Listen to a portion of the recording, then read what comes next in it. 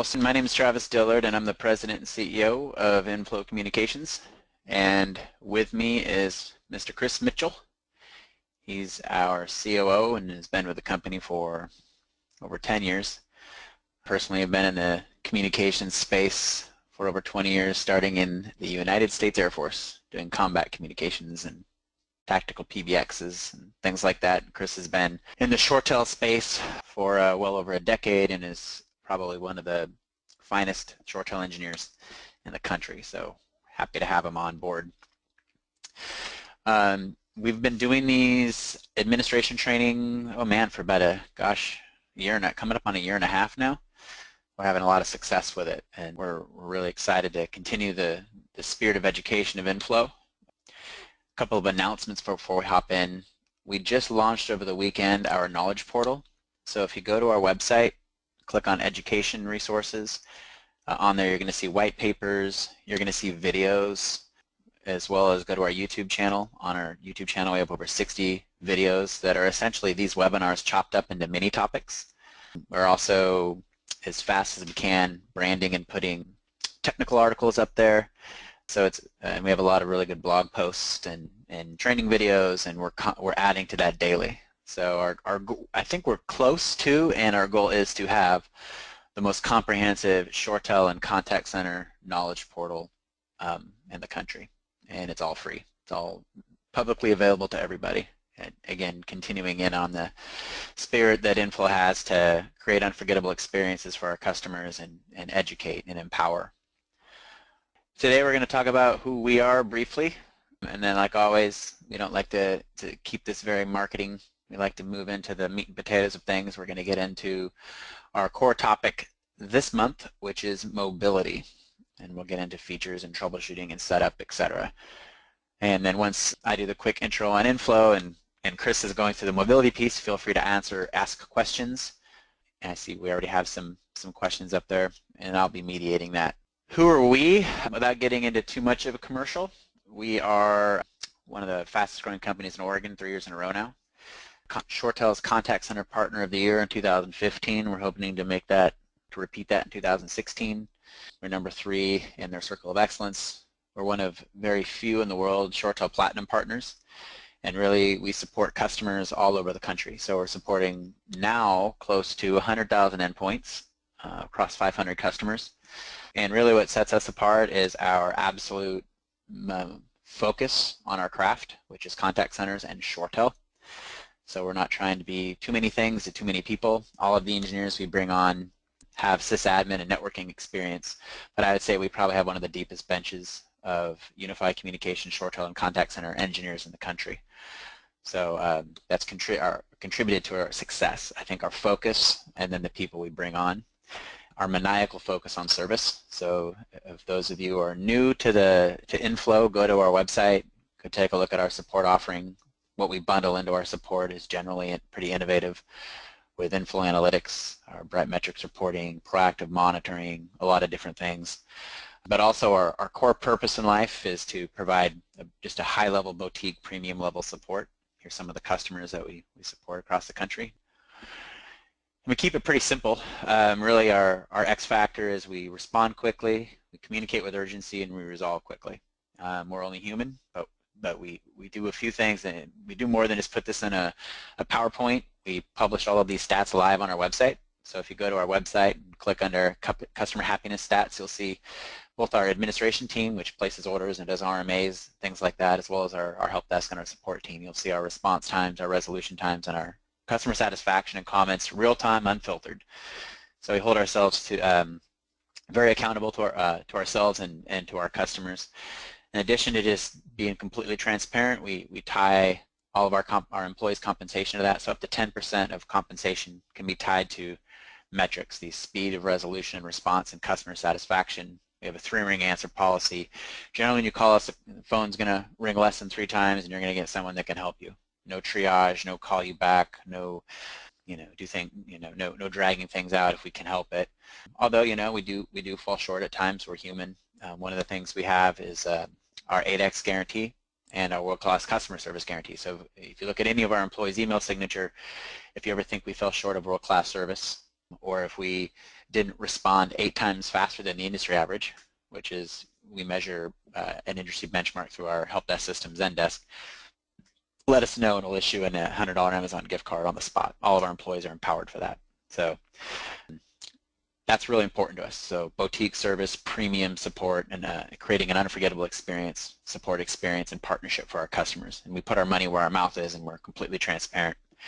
And again, the reason we can be successful in this endeavor is our focus on our craft, the people that we hire, and really we focus on our core customer. Our core customer is generally 100 seats and above. We do alter that policy, but generally we like to focus on the mid, the little bit higher into the small to mid-size and larger businesses. Our core customer needs to have mission-critical communications, and they need to value strategic partnership. So there's a lot of times where if someone's not a good fit for us, we'll move on because we don't want to dilute our focus in taking care of our core customers, which are all of you on the call today. So anyway, that's Inflow, and I will hand this back over to Chris to begin the mobility training. All right. Well, before we start the mobility training, I was going to go ahead and answer one question from Morgan. When Morgan posed a question about a time frame for UWP support. For anybody who doesn't know, I'm assuming Morgan's talking about the Universal Windows platform, which was released in Windows 8, but it's really kind of catching on with the Windows 10 devices. I haven't seen the UWP app on ShoreTel's roadmap for Q3 or Q4 for their Connect platform, which is in controlled release testing, hoping it should be out in a general availability state sometime this quarter, is what they're anticipating. They have been working on just bug fixes and stuff for the multiple languages in the new app, so they really haven't been focusing on new feature additions like a UWP app. I am meeting with ShoreTel's engineering team next month, so I will definitely ask them about that. And in September, we're going to be doing a ShoreTel Connect admin training here to kind of go over all the Connect features, benefits, gotchas, all that information. So I'll plan on having an update from the ShoreTel engineering team next month, so that when we talk about the Connect platform and everything, I can give an update on the UWP support in the September Connect training. And to interject on the Connect piece, be looking on our website. We're going to have it on our homepage as right on the main banner. It's not up there yet, but it should be up there in the next couple of days. Taking you to what we're going to call basically our Connect headquarters. So a very unbiased view of Connect. Everything Connect, from new features, training videos, tech release articles, and then what things to consider, gotchas, the good, bad, and the ugly. So you'll want to go bookmark that page, and you could also subscribe to updates, and you'll get updates every time we update that page. So that's be looking on our homepage in the next couple of days, and it'll take you to that link. All right, so we're going to go ahead and get into the ShoreTel mobility. So first off, as Travis mentioned, we're going to talk about the ShoreTel mobility features, and then follow it up by some admin training topics on the mobility. So first off, when we're talking to customers, we get a lot of questions about what is the main features of mobility, or what would be the benefits or reasons I would consider mobility. As you probably know, ShoreTel has some built-in mobile features in their ShoreTel platform. You can obviously do extension assignments, so all your calls that come into your desk can roll out to your cell phone automatically. You can also do the simultaneous ring, so your desk phone and your cell phone ring at the same time. Using the simultaneous ring, you can also hit a move button on your phone. When you take a call on your desk phone, hit the move button, it transfers the call to your cell phone. If you take a DID or extension call on your cell phone, you can use the move button to move the call back to your desk. So those are some really nice features to kind of give you at least some basic mobile or mobility features built into the ShoreTel platform. But a lot of our customers are looking for a little bit more mobility, capability.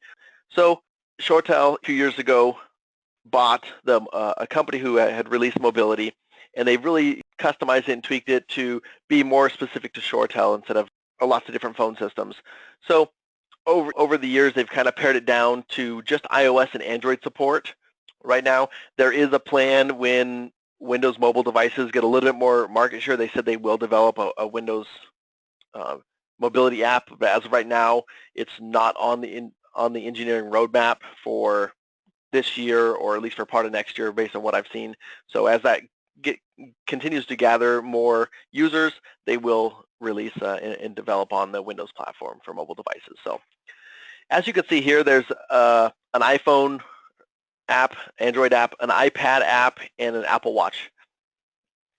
They haven't said if they're going to release an Android wearable, watch app or anything. It is a little bit easier for them to write for the iOS app, so the Android feature set is the same, but sometimes they're a little bit delayed as far as which Androids are supporting. The newer the Android phone, the more likely it is to support.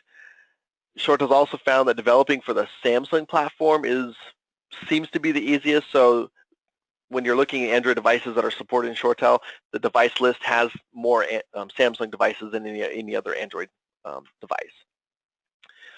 Obviously, the one big benefit is when you load the mobility app on your smartphone is you get extension dialing. Some of the other features that you don't get with the regular PBX, when you're doing the mobility stuff, is being able to transfer, put the call on hold, and do like enterprise conferencing. So those are big features. They've added, I think last year into Mobility 8, they added one-to-one video calling. They added a do not disturb, so if you're in a meeting, or maybe you're not, you're off that day, you can actually put your mobility extension in do not disturb, but then still allow your personal calls to come in on your cell phone, which is nice. You still have the desk, transfer and retrieve, like similar that you have in the move button with the simultaneous ring, so you have that capability where you can transfer the call to your desk and back. You still have simultaneous ring, so it'll ring your desk phone, it'll ring your mobility extension. Or mobility software, if you forget to launch your mobility software, it will go ahead and just ring out to your mobile phone number, similar to a regular simultaneous ring. So if you forget to launch that application, or you don't want to launch it because maybe your battery is low, it still will go ahead and ring out to your cellular phone number and ring in, and you can still take those calls if you don't have the application up and running. You get visual voicemail similar to your desktop application. You can also modify your call handling mode. So if you want to, put yourself in a meeting mode or out of office because you forgot to change your desk phone when you were sitting at your desk, you have that capability. And then you also have extension assignment. If you know you're going to an area where you're not going to have Wi-Fi for mobility, you're not going to have good 4G data, you just want to put your extension permanently onto your cell phone, so it'll just ring out to your mobile phone. Instead of the mobility app, you have that capability with extension assignment also inside the mobility app. You have personal dial, so it separates out your business calls and your personal calls. So as you place a call out, personal, you have your regular caller ID will go out. As you do business dialing, it'll send out the DID or the caller ID assigned with your user profile in the ShoreTel director. The big benefits is obviously VoIP. So we have calling over Wi-Fi, we have calling over 4G data. The Wi-Fi works amazing. We have a lot of customers who use the international. 4G data is just going to depend on the quality of the 4G connection you have. In the United States, I have pretty good success with calling over 4G data. Obviously, you got to account for the amount of traffic or data it's going to use up when you place calls over 4G when that traffic hits. So you want to make sure you have enough data to support using voice over 4G. Automatic handover is when you're on Wi-Fi, it continues to monitor the Wi-Fi signaling, and if the Wi-Fi signaling starts having a problem or you're maybe going too far away from the access point, the system can automatically hand over that call to the cellular network, put the call on hold, build the call up on the cellular network so that you don't have to worry about if you walk out of a building, it can move the call over to the cell network. And last feature is we have a corporate directory. So you can, if we do an LDAP integration with Active Directory, you can search that. You can also just search all the ShoreTel directory like you would in your ShoreTel Communicator. So you can search through your contacts, and if you don't find a contact you want, there's a little link in the mobility that says Search Enterprise Directory, and that searches through everything in the ShoreTel system to see if you can find an extension number, for an employee that you don't have in your regular contacts.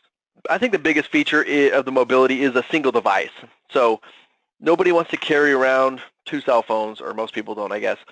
And being able to have my personal calls and my business calls on one phone with separate caller IDs, and more importantly, when I place an outbound call to a customer, I want my business line to go through because I want the caller ID name and the caller ID number to be displayed correctly. So when they see a wireless caller coming through, if they don't have in their contacts, maybe they don't take that call. So business calls from my cell phone as I travel a lot is very important. So like I mentioned before, outbound caller ID when you're on your personal calls, and incoming caller ID calls on your personal, just go to your regular voicemail and they show your regular cell phone caller ID. When you have business calls coming in, since they're coming in through your DID, and the mobility app is able to recognize that outbound calls and inbound calls are routed, as part of the business. So you get your ShoreTel voicemail box, and you get your ShoreTel desk caller ID when you place outbound calls inside the ShoreTel dialer. So as you load the app, there you have your regular like iPhone and Android dialer, and then you have your mobility dialer, and they look very similar. So that's really the difference. Is if you use the mobility dialer, you can use it in personal mode, and it just goes out. But by default, it'll be in business mode. So any call going out will go out, through the Wi-Fi or 4G back to the mobility router and send it out through your dial tone inside the ShoreTel system and send out the dial tone automatically. The nice thing is from an admin level is you can control what features and stuff you want to allow for users. So if you have company-owned cell phones, you maybe want to put a little bit more restriction on it than if you have employee-owned cell phones that you're allowing them that they're using for work purposes. One also new feature they added in the Mobility 8 release last year was the calendar integration. So it can integrate with your mobile calendar and show you all your meetings. And initially, they were only going to make this compatible with ShoreTel conferencing, but they realized that a lot of people are joining meetings from other companies. So when they searched through the calendar, they built an integration for GoToMeeting, for WebEx, and for ShoreTel conferences. So I'm looking through. You can see on this screenshot here, there's multiple meetings. If you're traveling out and about and you're not sitting at your desk, you simply pull up the calendar inside the mobility, hit the join button, and it'll call the phone number, pause as needed, and then enter the meeting ID code automatically for you. So you're not trying to write down a meeting ID anymore in your car as you're trying to drive, and then dial in and then enter in that meeting ID. Single join button, calls in, enters the meeting ID automatically for you, and you're in the meeting. That's a great feature for sales reps and employees who travel a lot of time, to just make it a little bit easier to use as a single application when you're out and about. As I mentioned earlier, it does one-to-one video with the goal, ShoreTel's goal is to get that video from one-to-one up to, a 4 or 5 party video is their long-term goal. So as they're starting out with one-to-one, to kind of work all the kinks out and stuff. As you're on just a regular audio call with somebody on the mobility, you can simply request a video, and it can do video to another person's mobility. You can also do video to somebody else's ShoreTel communicator. If they have communicator with a webcam and a video license, you could do mobility to the ShoreTel communicator. Most people are using the mobility if they needed to do video.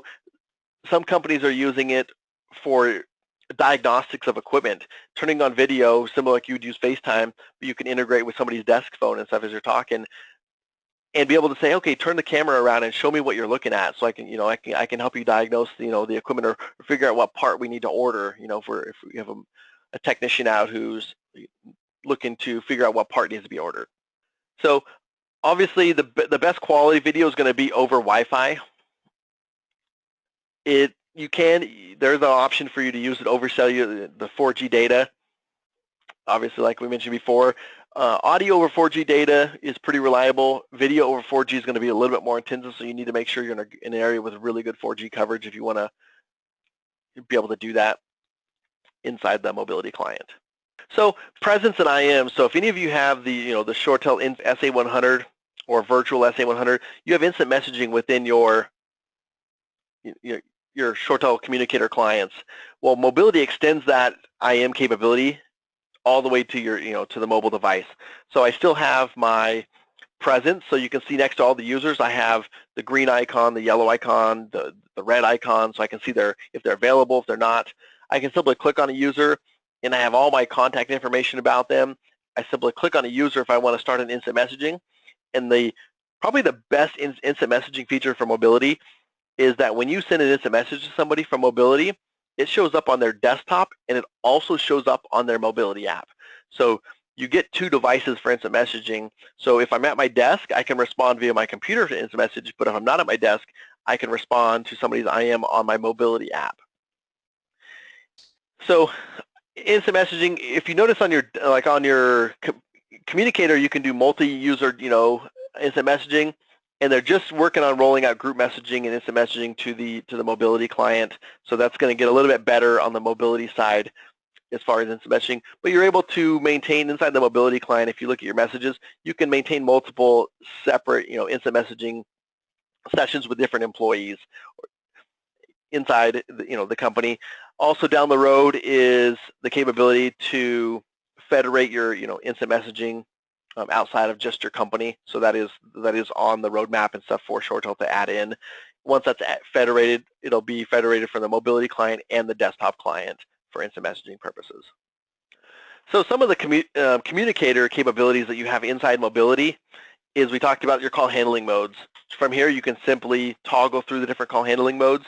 And as you're toggling through them on your mobility app, if you're sitting by your desk phone, they'll immediately flip on the desk phone. It's, there's probably a second or two delay usually, but it's pretty quick. So you can't configure your call handling modes that you can do on Communicator, but you can switch between them using the mobility app. I use this a lot of time when I'm running out and I'm running into a meeting and I forgot to change my desk phone, and I just want to change it so that my cell phone or mobility app doesn't ring while I'm in a meeting. The second one is we have our extension assignment. I realize those are flipped backwards, but extension assignment allows me to, if I know that I'm going to an area, like I said, with there's not good 4G data or Wi-Fi service, and I say, you know what, let's just permanently assign the calls to my mobile phone, or maybe my home phone, or maybe I'm at a beach house or a lake house, and I want my calls forwarded to a landline there. We can use the extension assignment to go ahead and forward those calls permanently out and just ring out to my cell phone or a different phone number. Similar you can do in your Communicator. And then last, we have our visual voicemail. Just like we have in our Communicator, we can see the different users on there. We can pick between. We don't have to listen to the first one always. We can pick the one we need first. And then we can obviously call that person back, delete it, and it's a unified voicemail box. So anything we make changes on the mobility immediately makes changes on our phone. So if we listen to a message on mobility, it'll turn the message waiting light off on your phone. As you delete them, they go into the deleted messages, and they'll get purged every night, just like if you were listening to them from your Communicator client. So a lot of companies ask us, where's the ROI on mobility? And the easiest way on the ROI for mobility is for taking calls that you would traditionally pay for and putting them onto the mobility. So obviously in the first case, we have VoIP over Wi-Fi. This is great if you're at a hotel, you're at a coffee shop, you're at at home, at a friend's house, wherever you're at. Mobility app launches, Wi-Fi is connected. Wi-Fi then builds an SSL tunnel back to the mobility router, and we route all of our calls through that Wi-Fi, secure Wi-Fi connection back to the mobility router, not using our 4G data and not using our cellular network for voice. There's not a lot of cost savings there if you're traveling, if you're staying inside the U.S., because most cell phone plans have unlimited minutes now. But when we go international, this is when the cost savings, can really increase for you.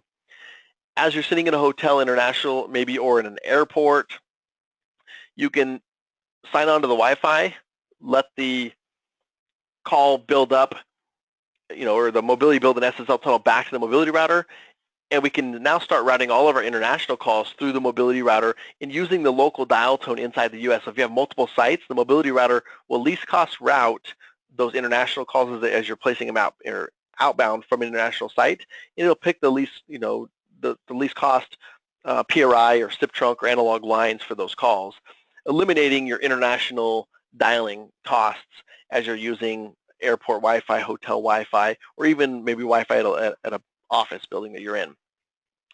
The other option we have is we can do international voice, where we dial a ShoreTel phone number. The system will automatically do it, and you dial into your office, and then your office can, and then the ShoreTel system will place the outbound call for you.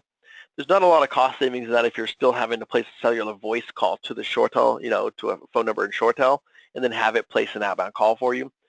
The biggest cost savings is when you're using the international Wi-Fi, and customers range anywhere from a 30% to 80% cost savings when they do international traveling, and that's usually the biggest cost savings around mobility, and the ROI can be anywhere from a few months to to a couple of years to ROI, depending on how much international travel, if you're looking to ROI based on international roaming or international calling reductions. The other option is we can use the calling over cellular data. If you have unlimited data or you have a ton of extra data. I know some of the carriers are now doing rollover data, so if you have personal plans with rollover data and stuff, you can continue to use that data and monitor that the data that you're not paying for it when you're traveling or using some. I guess there is some unlimited cell phone plans still, so using voice over cellular could be cost effective there to continue to use that data if you're in countries where that data is free, Mexico, Canada, places like that where sometimes there's different costs or there's not good Wi-Fi. You can still continue to use the VoIP over 3G or 4G data. So we get a lot of questions about security. How does the mobility router protect our corporate network from being accessed remotely? And the nice thing is with the mobility router, it has an internal interface and an external interface. They have to be on separate subnets.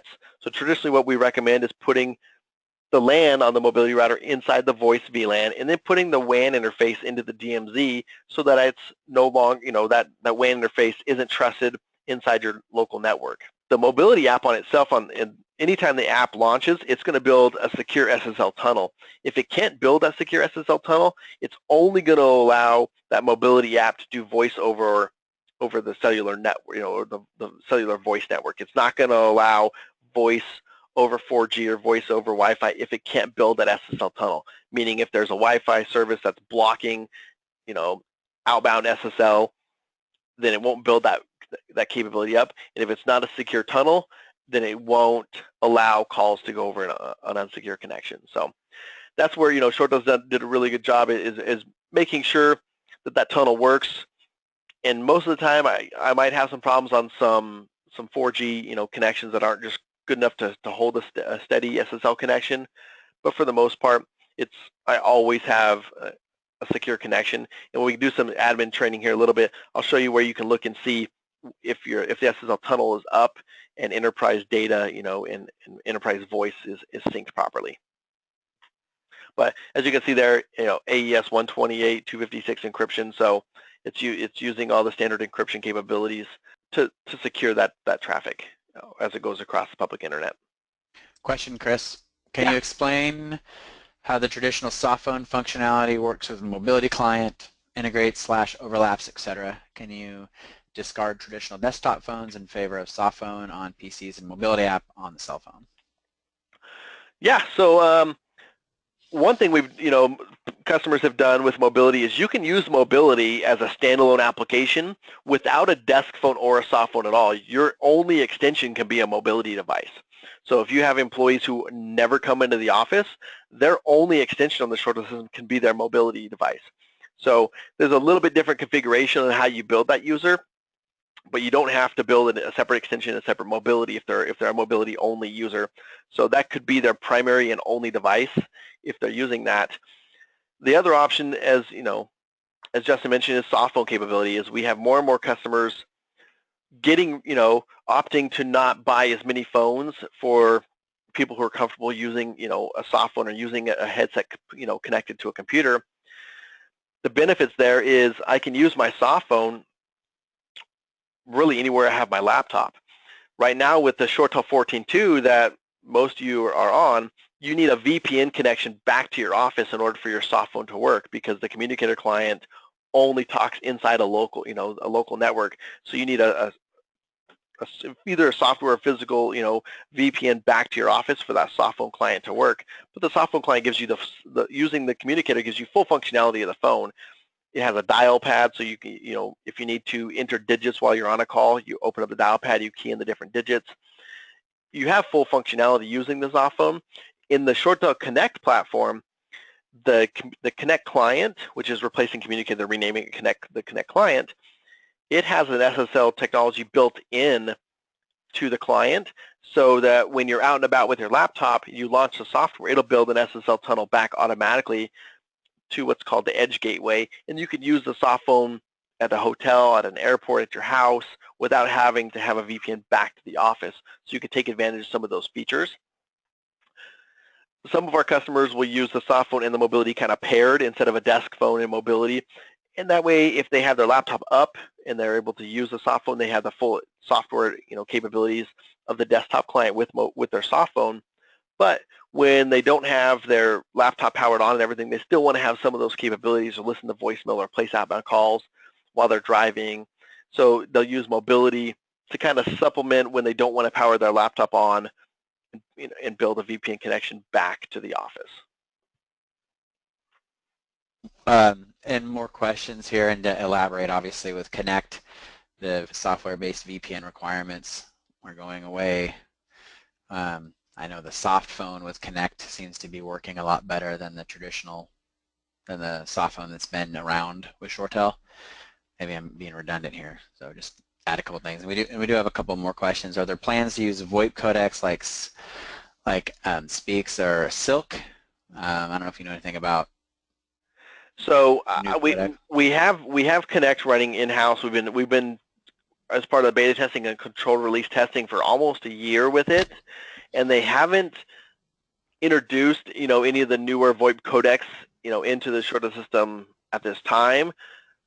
I will write that down as part of my engineering question, with engineering next month to see if they do have plans to introduce any of the newer VoIP codecs that that are coming out as more and more companies are moving to VoIP. Obviously, there's some advantages to using some of the newer codecs and stuff for security encryption, compression capabilities. So I'll write that one down, and so I can find out. So when we talk about our Connect training in September, I can give an update on any new codecs that are going to be supported in the near future for the Connect platform. Another question, what are plans to integrate the SSL TLS/SRTP functionality with the IP400 series phones for SIP clients remote? So in the Connect platform, the Edge Gateway device is a new device for ShoreTel, and that one device handles the SSL for the Communicator client, so that your soft phones and your desktop client works outside the office. That same device is the new VPN endpoint for 400 series phones. So you could VPN connect 400 series phones through the Edge Gateway, and remote home users could have a desk phone on their desk, a ShoreTel phone on their desk over VPN, and the Connect client over SSL automatically. So you could have remote workers taking phone calls and controlling their calls on their client without having a physical or software VPN client in place for them. I did see ShoreTel IM chat archive. So in the new, I think it was for Michael. So in the new on Connect, we do have server-side chat archiving in the Connect platform, so you can archive IM right now in like 14.2. It's all archived on an end user basis, so you'd have to push out a registry entry or a setting to each of the 14.2 communicator clients to let the client know where they should store their chats, transcripts. So we have some customers who just push out a registry entry, and they tell all the communicator clients to write their chat transcripts to a network share, or some location on the network where they can store those. But when Connect rolls out, you'll have the option for server-side chat archiving. Chris, I did miss a question from Ross. For stipend models, how can we account and reimburse employees using personal phones for business? So that would probably have something to do with the reporting capabilities of mobility. Correct. So we can do reporting off of the mobility extension, so we can kind of see how many, how much phone calls they've placed, how many minutes that they've used on their mobility extension. Every user will have their regular desk extension and then a separate extension that the mobility router uses to set up that user. So you have reporting against that mobility user, so you can kind of keep track of how many minutes and stuff. It won't necessarily tell you how much data they used if they did voice over 4G data, but it will tell you how many minutes they were on the phone. So if you were able to correlate that, to how much use, or if you're just looking to pay them a stipend for the months that they use their mobility client, that would be a way from a reporting aspect for you to look at that and figure out which months you needed to pay out stipends for employees. Last slide here before we switch to the admin training is we're talking about mobility. Well, all of it needs a mobility router. So when we're using the mobility router, we have 4 different sized appliances, 3 of them being physical, 1 being virtual. So starting off with the smaller one, we have our ShoreTel 2000 series. And it's good for small companies. You're looking for 10 to 100 users to put on mobility long term. The 2000 is a great model. The 4000 is a 10 to 1000 users. And then we have the 6000, which is a 10 users to 5000 users. We also have, they released, the new virtual model. So if you're using VMware, you can deploy a virtual mobility router, and it's good for 10 to 1,000 users. And any of these units could be stacked. So if we started off with, say, a virtual mobility router, and we long-term maybe got over 1,000, we can simply add another virtual mobility router to it, and maybe separate out users by locations to the assigned mobility router that they're assigned to. You can also do some of the 4000 and 6000 series in a redundant pair if you want, so that they're active. There's a hot spare always available for the 4000 and 6000 series. They do support the redundant hot spare capabilities. So there's a few different options that we can fit, and we can mix and match as we grow. There's no wasted investment. We can just, if we outgrow an appliance and we start with the 2000, we outgrow it, great, let's buy another appliance or spin up a virtual appliance, and we can continue to grow beyond just a single appliance as needed. Another question here, someone is asking the difference between 4G and 3G as it pertains to, I think, configuring the mobility router. So the nice thing is the mobility router does register depending on the type of phone that that they're using and what type of connection that is being made back to. It does register if the phone is using 4G data connection or a 3G data connection. Obviously, the biggest difference is speed of the network. So if we have phones that or maybe people are traveling and they have some not so great connections on 3G, we can restrict some of the capability over 3G. So if we don't want to allow voice data over 3G, we can restrict that. We can also restrict roaming. If they're using data roaming, we can restrict the roaming capability, so we're not sending voice over for data roaming charges and stuff like that. So the big difference really is just the speed of the connection that you're going to use. Also, another question, as far as Connect goes, does Connect use the mobility router? So Connect still does use a mobility router, either virtual or physical. So if you have a mobility router now, that mobility router will move, will stay with you as you upgrade to Connect. I have heard different plans as far as integrating, one edge device to handle multiple mobility mediums like mobility, client, and remote phones, but I don't know. I believe that it's kind of on the wish list for the engineering team. If you look at the Edge gateway device, the interface is identical to the mobility router, so they use a lot of the same code and admin interface from the mobility router when they moved the Edge gateway. All right, so we're going to move on to some admin topics for mobility. So the first thing we're going to cover is a user configuration. How to program a brand new user in mobility. And then after we program some users, we're going to cover our top 2 troubleshooting issues that we have when we deploy a mobility router.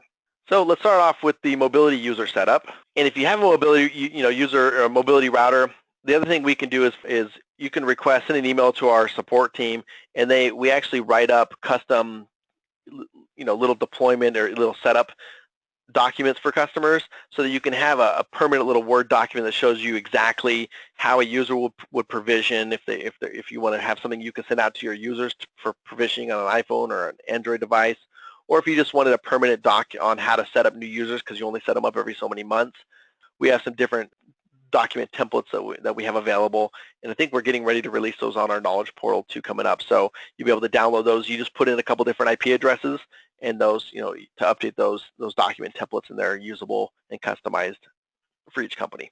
So mobility user setup is really broken down into 2 phases.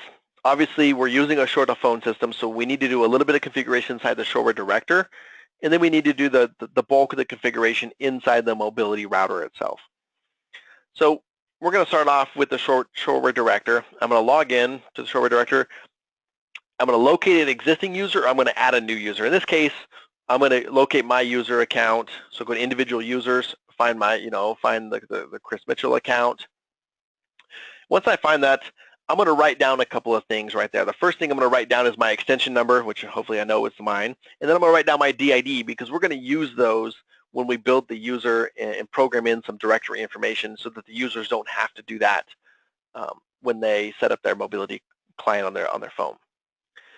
So then we're going to go ahead and scroll down on the user page, and there's a couple of mobility options. These options, I think, were added like version 14. The enhanced mobility was added into. So if you're running an older version of ShoreTel, you just want to get an upgrade to 14.2, and then you'll have all these capabilities that we're looking at here.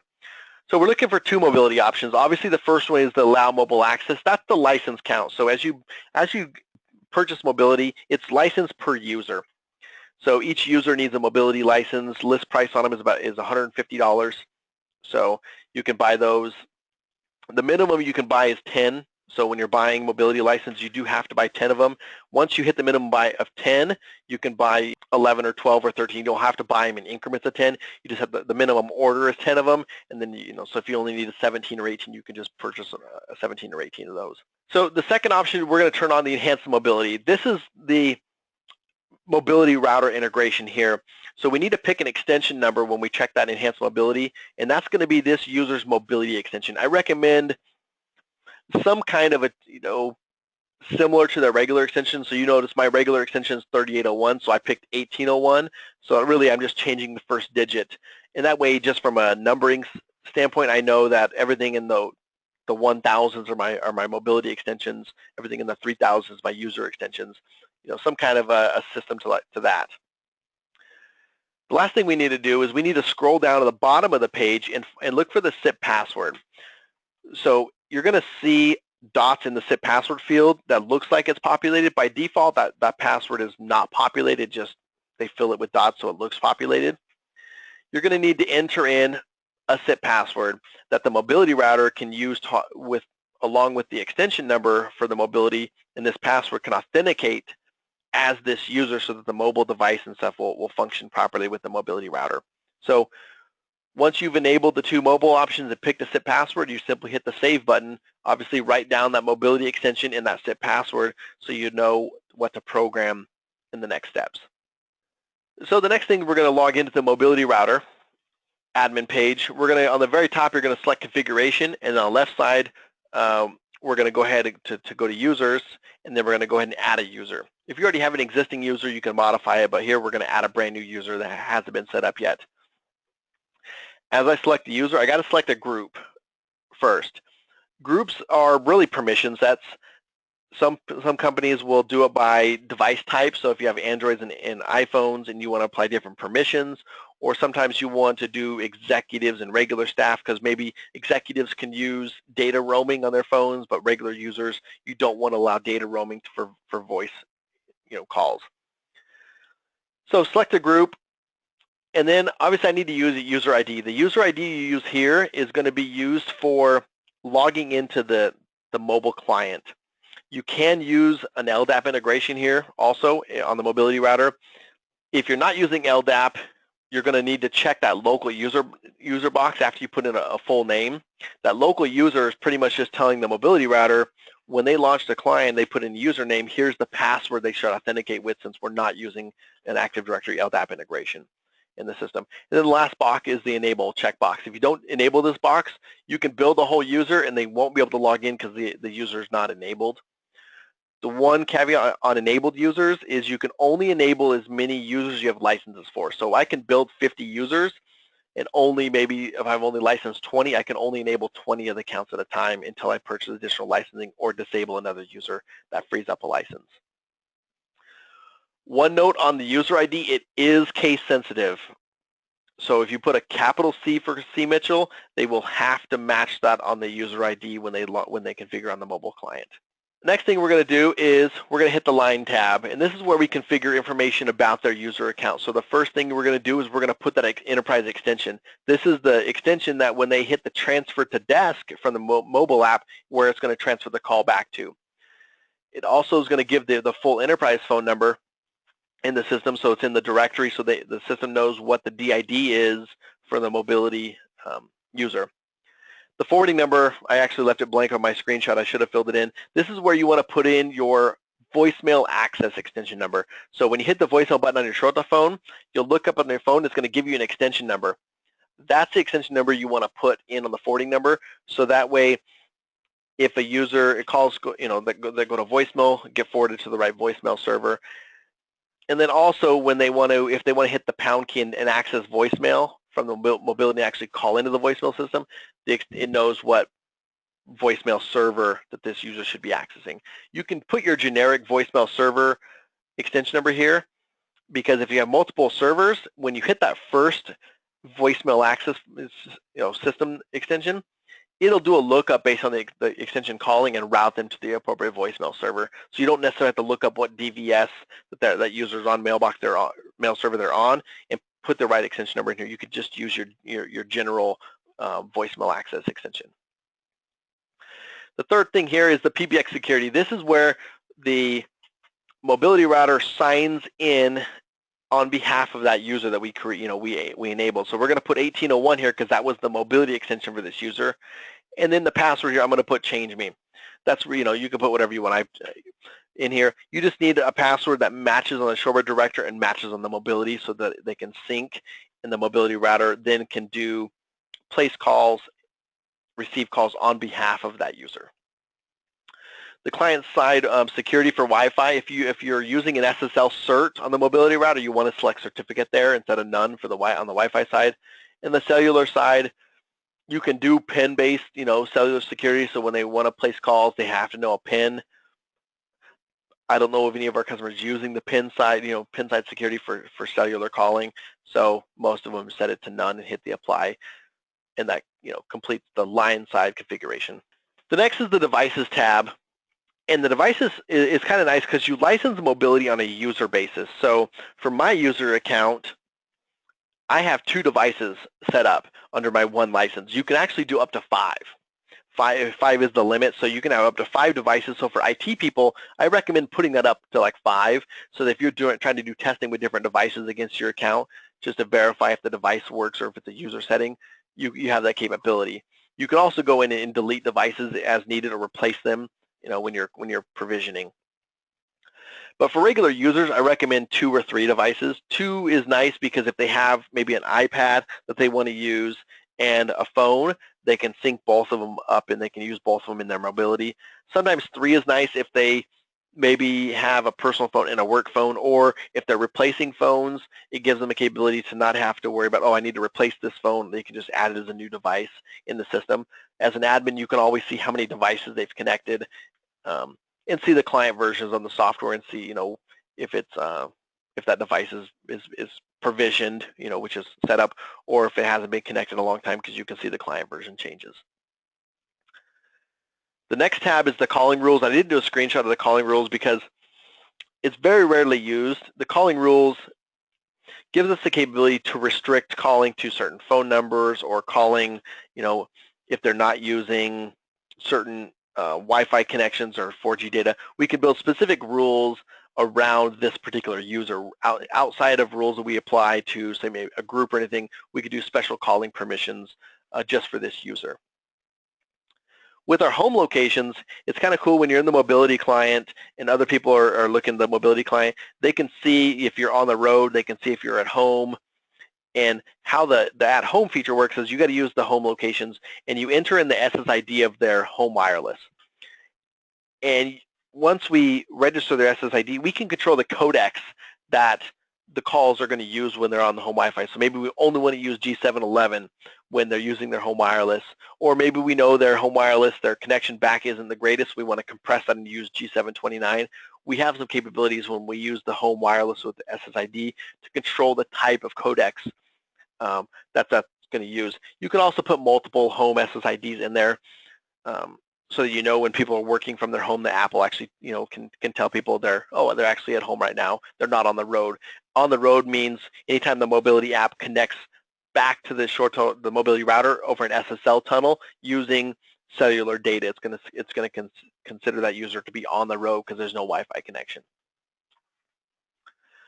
The last option is, or last one tab is the options tab, and these permissions for the options have been pulled, the default permissions have been pulled from their user group that we assign them to. So in my case, the iPhone's user group. Here I can make one-off changes to this user from the user group. The biggest one usually is that people want to change is the call routing. Should we allow calling, audio and video calling over Wi-Fi, cellular data, cellular voice, cellular roaming, voice roaming? We can control the different types of data or connections that we want to allow audio and video to be placed over. So this is where you can kind of, a lot of people will turn off audio over data roaming or audio off over cellular data if they don't want to use cell data for audio calls or video calls. You could turn some of those off and only use calling over Wi-Fi or cellular voice. That kind of limits, if data is the most expensive thing you have on your cell plan, maybe you don't want to use call routing over the cellular data. This is where you can kind of customize that by users. You can also customize on the group side and push those settings out to everybody inside the group if you need to. So that's probably the biggest thing people change on the options tab. There's obviously other selections that we can control, like we can turn on or off the instant messaging and presence capabilities inside the options tab. We can also turn off like their voicemail indicators, so if they, should we alert them of voicemails or not alert them, and should this user be able to change devices? So if you want to set up as an IT person what device set up on their device and not allow them to change devices that their mobility account is set up on, you can prevent the user from changing devices by reprovisioning on a new device in here also. Okay, so before I do any user setup on the mobile device, that was the complete setup from Shoreware Director and Mobility Admin. That's the user side setup of a new user. Let's see, do we have any questions I want to answer before we move to the mobile? To go back kind of way back, can you mention quality of service and quality of experience on 4G compared to 3G? So I don't know if so speak to that. Traditionally, before some of the newer iPhones that we've had mobility for a long time, and we used to use the mobility router on 3G, and I never had good enough consistent quality over 3G to send any voice traffic over 3G. So in the past, I would always disable voice over cellular data for any user that had that was going to be having 3G data or it had a lot of 3G coverage depending on where they lived or where they were driving to. Once 4G became a lot better, almost all of our clients have turned on voice over cellular data due to the 4G enhancements over 3G.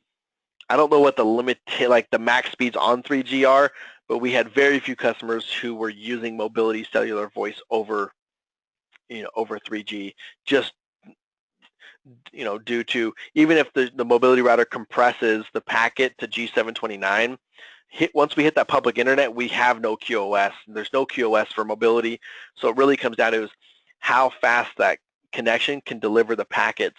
So G711 or compressed G29, if it can't deliver the packet regardless of size fast enough, then the quality is obviously not going to be great.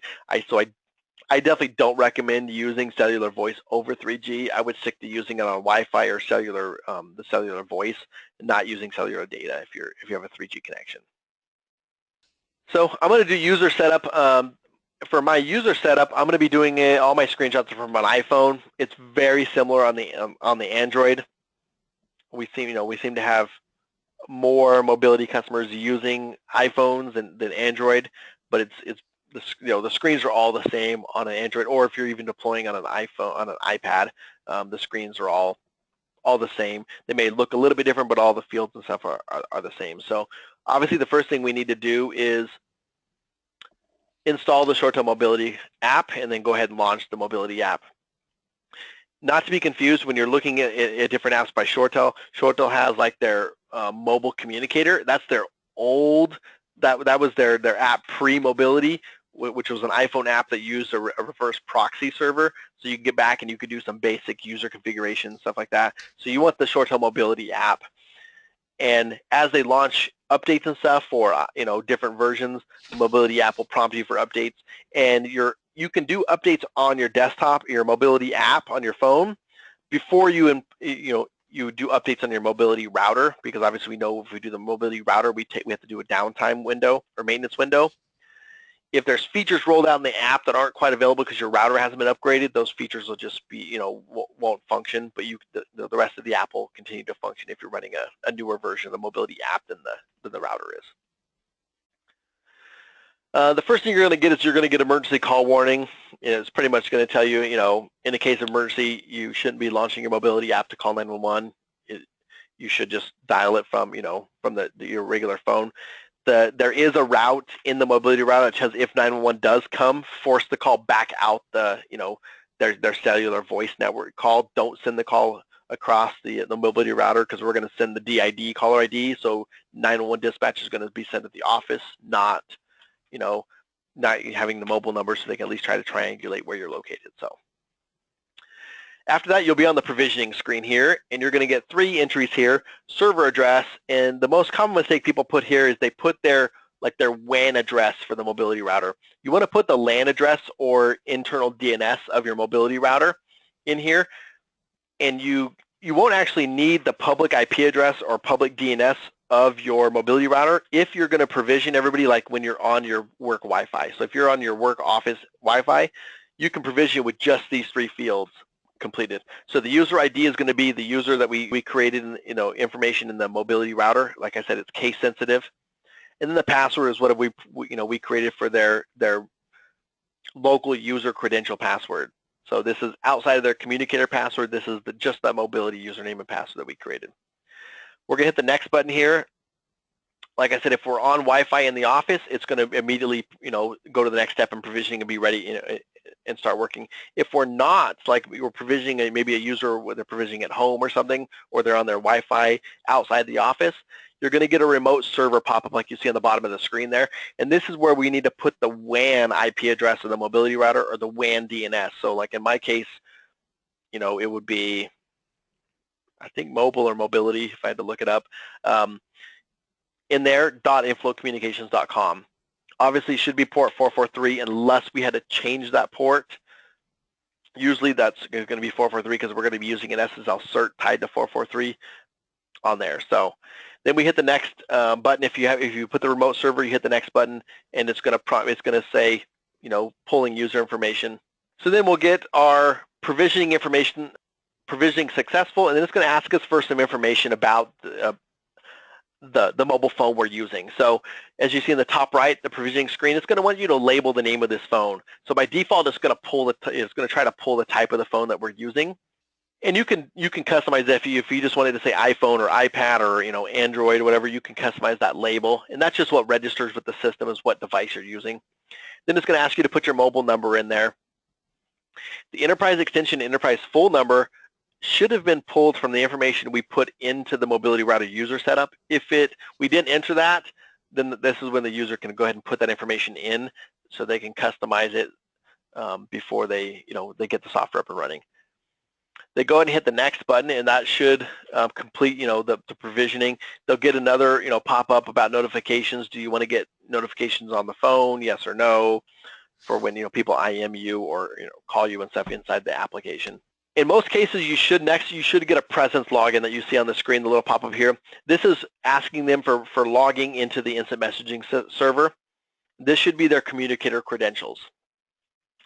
One way you can get around having to enter this presence information is when you're building the username and password for a mobility user, if you know their username and password for Communicator, if you set them to the same, it will automatically attempt to use their mobility credentials to authenticate. And in Connect, that's actually been taken care of automatically in Connect, so you don't get popped up for a presence login or a Communicator login, to change your Communicator features. It'll automatically log those in for you. So once you've put in your presence login, you hit the login button, you're going to get your dialing screen there. And usually it's going to take about 30 seconds from when you first launch that app until the top right corner shows the little E, and when you click on it, it's going to give you the statuses. So this is telling you when I click that little status that I'm on remote Wi-Fi, so otherwise it would say cellular data, but then it's going to tell you what's connected. It's going to say, is it connected for VoIP? So can I send audio or voice calls right now. So it's going to tell me, yes, I'm on wireless, so enterprise VoIP is approved. And enterprise data, which means is connected. Enterprise data is all of our other information. It's our instant messaging, it's our extension information, it's our voicemail. That's all the enterprise data, our directories. So a lot of time when you're just on your cellular, phone, and if you're using 4G data, and if the user doesn't have 4G data approved, their VoIP may be red, meaning that we're going to send their voice calls to their cellular phone number, but we're going to still allow the application to connect and talk over SSL over our 4G data connection, so that we can still instant message and do some of those less intensive data features on it. So that's the big thing, is anytime you want to check, you simply hit that little E and check the status of it. You're looking for green and green. That means your mobility app is fully functioning and you're ready to dial extensions, access your the directory, any of the other features that you're looking to do inside the mobility client. If you notice the dialer on the bottom, very similar. You can 4-digit dial from here. You have the little video button in the bottom right-hand corner. The little left-hand corner, the green phone with the dots, this is where if you wanted to change and say, okay, for this particular call, don't use the Wi-Fi because maybe the Wi-Fi is having a problem, and send the call out over cellular voice. This is where, or this is a personal call, that's where I would control that information based on what type of call. If you don't do anything, it'll automatically route the call out the 4G data or out the Wi-Fi if they're available, or if those are both not allowed, it'll then route the call out the cellular voice automatically for you. So by default, if you're placing business calls, you shouldn't have to make any changes with that little green phone. Okay, so before I move in, so that's the complete setup. Before I jump to the next step here, we'll look at any questions. But that's the user setup. And like I said, the Android setup is identically the same as far as everything goes. The client looks very similar. The one thing they have done with Connect is they've changed the client a little bit with Connect, and this is actually a screenshot of the Connect, and it looks similar as Mobility 8, even though we're running Mobility 9 for Connect. They have made the desktop client and the mobility client look identically the same. So, words that you see in the Connect desktop client is going to have the exact same wording. So when you see groups and favorites in Connect client, you're going to see groups and favorites, for instant messaging and for groups of users and favorites of users inside the mobility client to match. So that's one thing they really wanted to focus in the Connect, is you have one look and feel, so it looks the same on the Mac client, on the Windows client, on the web client, and the mobility client. So there'll be a few changes to the mobility client from what you're using now to the Connect mobility client, but very minimal changes, to that client at all. The desktop client changes dramatically from what Communicator is, but the mobility is pretty much minor changes. The next step we're going to move on to is user provisioning. When a user tries to provision and it fails, we're going to that's kind of the most common issue that we have is somebody can't, they try to provision and they just keep getting errors. So, all right, so when a user is ready to set up their mobility app on their phone, as an admin, you send them over the local IP, the WAN IP, their username and their password for mobility. Those are the 4 things they're going to need to set up the mobility client. So they put it all in there, and they just keep getting an error that provisioning failed. So first thing we want to look at is the username and password. So we want to log into the mobility router admin page. Make sure that username and password that we created is correct. So one thing to note is once you've built the username field is not changeable. So it will get grayed out once you save that user. We can reset the local user password, so we can change that password. So we want to make sure that they're using the correct case-sensitive user ID and then that password for the mobility client. So those 2 things you can try and have them go ahead and retest and see if that corrected the problem, because it was just we fat-fingered a password here, or we forgot what we put in for the password for that user. So then they can go ahead and retest and see if that corrects it. If it doesn't correct, they're still getting a provisioning failed. The next thing we want to look at is we want to look at the user status inside a mobility router. So on the very top of the mobility, there's a monitoring option. As we go to the monitoring option, we can go and look at active users. This will show us all the users that that we have in the system and what their statuses are. So as you look through here, you can see all the different users don't think you see me in there. No, I think I'm up a little bit farther. But you can see the type of phone. You can see what their regular desk phone extension is. And then you can see their provisioning status. So authorized means we've set them up in the system, but they don't have a device currently, provisioned on the system. And then you have your PBX registration status. This tells you if the mobility router is talking to the ShoreTel system on behalf of this user properly or not.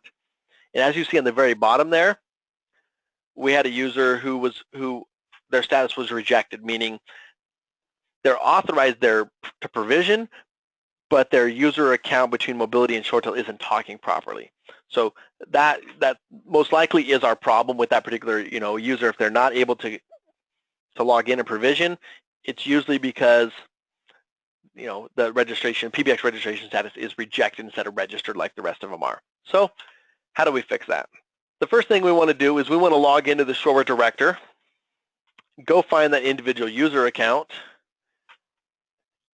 and we want to scroll down and we want to look at that enhanced extension number, make sure that extension number is right that we have in the system. But most likely, we need to reset their SIP password. So in that SIP password field, delete them both out, and let's reset them one more time to make sure that we didn't put in a different password we forgot, or we didn't mess up putting in that password. So we want to go ahead and change their SIP password. Now we're going to go back to the ShoreTel Mobility Router admin page. We're going to go back to configurations and go to users. We're going to find the user having the problem and select them. Don't open up their account, just go ahead and highlight their account. And then we're going to go ahead and hit the disable button on the bottom of the page. This pretty much tells the mobility router to go ahead and shut down this user account so we can make some changes to this user account, and we know that the changes will get pushed out after we make them by re-enabling that user account. So once we disabled the user, we can go ahead and open up that user, modify that user. We're going to go over to our line tab, which is where we configured the information about their enhanced mobility extension in that password field. So we're going to go ahead and make sure the user ID is set to that enhanced mobility extension that we verified. And then we're going to go ahead and put in that, delete the password and put in that password we just set in the Shoreware director page for their SIP password, and make sure that that matches again, and hit apply. Once we hit apply, we've now reset the password on both sides of the integration, on the mobility side and on the Shoreware director side. So now we're ready to go ahead and re-enable the user that was at the PBX registration failed or rejected. So we're going to find Susan, and we're going to go ahead and re-enable her account here. Once I enable her account, we're ready to go back and look at that under the monitoring and verify that under monitoring, active users, we want to look and see, we find Susan again, and now you see that her PBX registration status is registered. And when I was actually doing this a couple of days ago, Susan's was actually failed. So if Susan had tried to configure her mobility, she wouldn't have been able to. So yeah, as you can see here, now it is registered. Susan's account is fixed, and it is ready to now authenticate a mobility extension against her mobility user account. So that's the biggest thing we're looking at is once it shows registered, we rarely have problems with the user provisioning successfully once we see that they're authorized provisioning status and they are registered.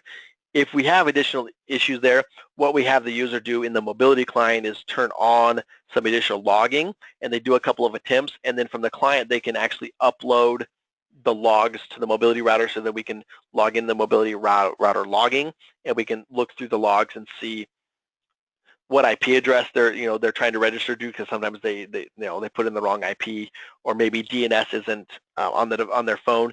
DNS isn't working properly, so we need to use actual IP addresses instead of DNS names if the DNS can't do a lookup and get an actual IP that should be going to. So user provisioning is usually our biggest problem, with issues.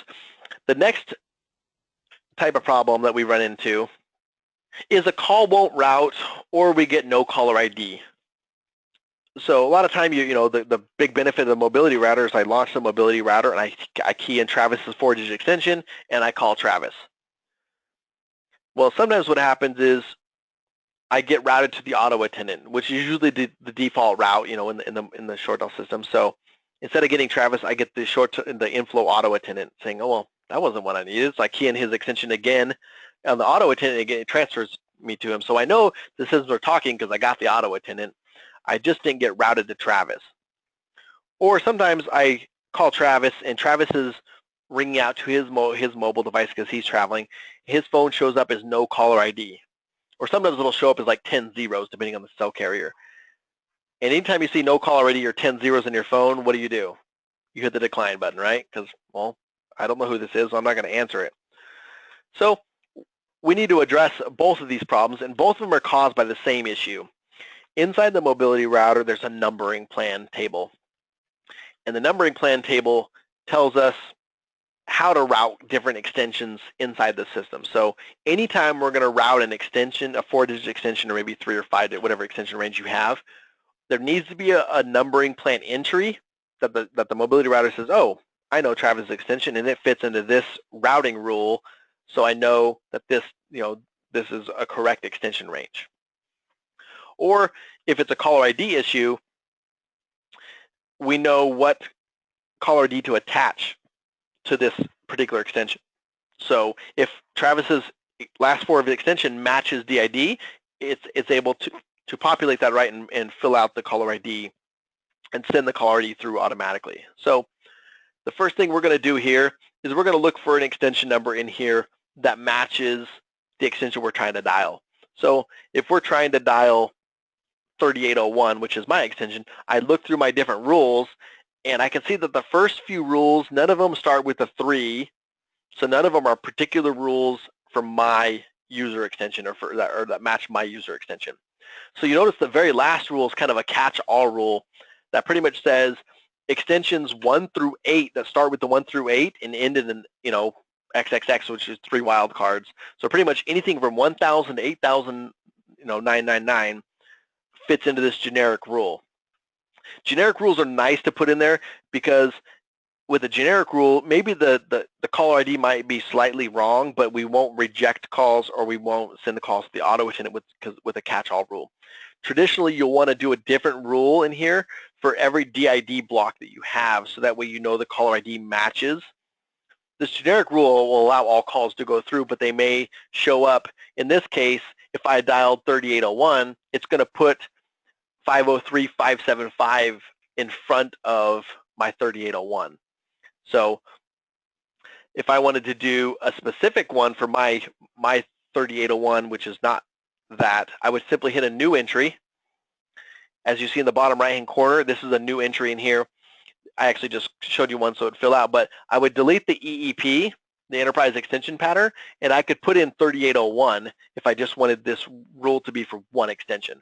If I had a block, maybe I own the whole 3800, I could do 38XX, and that would be 3800 to 3899 that this rule would apply to. The next one is the local area code. Obviously, I'm in Oregon, so I have 2 choices. I have 503, I have 971. If you're in LA or New York or San Francisco, you're going to have a few more options that you need to pick. So you just put in whatever area code that this the DID range belongs to. The next is the local area exchange. That's the next 3 digits off of a phone number. So in my case, I have 971 is my area code. So if I was going to do it for 3801, I would do 971 as my area code. My next 3 digits would be 352. In this case, in my catch-all, I put 503-575, which is like our generic phone number for our office, in a generic DID block. Those are the 3 fields you would configure for each of your DID blocks: enterprise extension, local area code, local exchange. The bottom 3 fields shouldn't change. They should all be the same for all of your locations, unless you have international sites where maybe the dialing plan isn't 10 digits or something like that, or if you have a site or a mobility router that doesn't use, or a system that doesn't use 9 for an outside line, it uses 8, then obviously all of these numbering plan entries would be 8 for their outside line in here. So we would build up one of those and hit the apply button. So once we have an enter in there, and now we have the user go ahead and retry that extension. Or if if they say, hey, I can't call this extension number, you simply launch your mobility router your mobility app, and you go ahead and try to dial that extension. And you should get routed to Travis's extension or wherever I was trying to get to. If you had caller ID wasn't showing up, we say, hey, go ahead and try the caller ID again. As you can see now, instead of showing up as no caller ID, I simply put a rule in there, and I can get the local DID and prefix and the extension number at the end, the last four, to match up and show that properly. So now I say, oh, I know who's calling me now. That's Damien. I can go ahead and hit the accept button because he's one of my engineers. I'll have to go ahead and take that call. So those are the two biggest issues with the numbering plan, is having to build a catch-all rule and then specific rules for each of your DIDs so that you route caller IDs properly and that you know that the system is a 3-digit or a 4-digit extension range, inside this, or 5-digit extensions, so the system knows how many digits to collect and to route those properly. So things to know about mobility. If your system uses 3-digit extensions, there is some changes we need to make to the system. Because of short codes with cell phones, 411, 611, 911, those are 3-digit numbering plans that are specific to, cell phones and stuff like that, and calling. So we need to be able to account for those. So we need to make some modifications to the numbering plan to account for 3-digit extensions and 3-digit short codes being called on the cell phone. Most importantly, obviously 911 calls, we need to make sure and force out. Some customers will just disable 411 and 611 and just leave 911 working in the system. So the other thing is, if you're using like 4-digit extensions, and the last 4 of your extensions 4 digits doesn't match the last 4 of your DID, we will need additional numbering plan work to be done, because pretty much if they don't match, we're going to need to do individual numbering plan or blocks, of numberings to pretty much say this 4 or 5-digit extension maps to this DID range. So that way, when our caller IDs go out, we actually show the correct caller ID going outbound. Or if there are certain extensions that we want to send out as the main caller ID, we would do those through numbering plan entries on the system. So the numbering plans is probably the most complicated piece of the mobility router if we're having to do a bunch of custom work inside the numbering plan to account for a lot of DID ranges, or if you have a bunch of ranges that aren't big, you have like a lot of DID ranges that are only 1 or 2, we'd simply have to do different numbering plan entries for each of those DID ranges in the system. So the biggest request, we're filling more of these, is who, if you're going to demo mobility or you want to test it out, you need to test on your system. Testing a mobility extension on somebody else's system, it just doesn't give you the full functionality. You can't put a few of your employees on it and be able to talk to each other, instant message each other, video call each other and test the quality as you're moving through your location. So we offer, in-house demos. So you can shoot us an email. We'll schedule a time, and we can, it takes a couple of hours to get the setup on your system, but we actually we have demo licensing we've purchased, and we're ready, and we'll set up the mobility router inside your ShoreTel system. And so you can kind of play around with it, and test it out. I think we have 10 user licenses you can set up, and you can pick users. You can, test the video, test the calling over 3G. You can test it over 4G and 3G if you have some areas that that only have 3G. You can test the quality yourselves before you invest, money into it. Once we have that all up and running, if you say, hey, we really like this, we want to go ahead and purchase it, we simply process the purchase order, give you a new license key. We remove our temporary license keys out. We put your permanent license keys in, and we don't have to start over in our configuration. All the configuration we did for your demo stays in place, and it's just a license key change. So very easy to convert your trial license to permanent by simply changing out the license keys that you have in place. All right, so now we have time for if anybody has any additional questions. Feel free to let us know, write them in, or if you have questions afterwards, feel free to send us an email. We can get you on a call with any sales engineer or sales rep, or one of our regular engineers if we just need to look in or answer some questions for you. Yeah, and just as a reminder, Inflow's YouTube channel has past webinars up there, and go take a look at our knowledge portal on our website. And we'll be working on getting, I've also uploaded the PDF version of this presentation to the GoToMeeting here today, and then we'll be taking the recording of both the audio and the screen share, and we generally do run that through marketing and branding, and we get it up and out on our knowledge portal. So, and if you need it sooner than that, you can get the raw version of what we just did, and if you need it sooner than that. And I did just question here, mobility default settings. Can you briefly describe how you can determine the range numbers for enterprise, home, and cell data usage? That was a question that just came in, Chris. Yeah, so can we determine the range numbers? So from as far as usage is going to go, if you're using your G711 codec, it's going to be you're going to use about 80K, it's going to be about 80K per packet.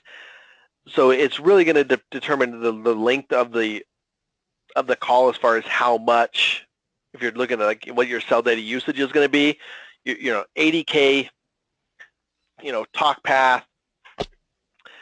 So it's going to depend on is obviously how long the call goes. Do you add video onto the call? Because video obviously is going to take up a little bit more data, as far as that goes.